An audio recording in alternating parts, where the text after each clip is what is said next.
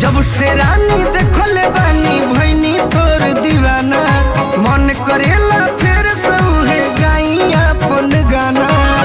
उठावा के ललिया कनावा के बलिया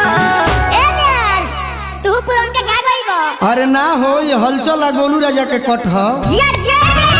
उठावा के ललिया कनावा के बलिया भइल बटे गोरी जन्मा।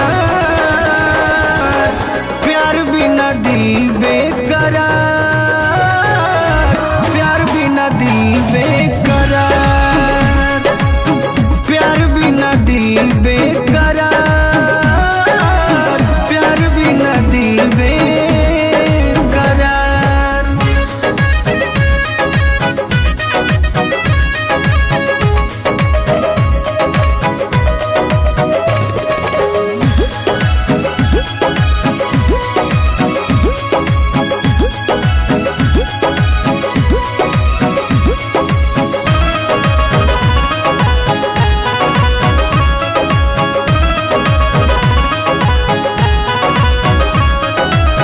मनवा से बिसरे न मोहनी मुखड़ा, तू हऊ चांद हमार चांद तोहर टुकड़ा, चांद तोहर टुकड़ा।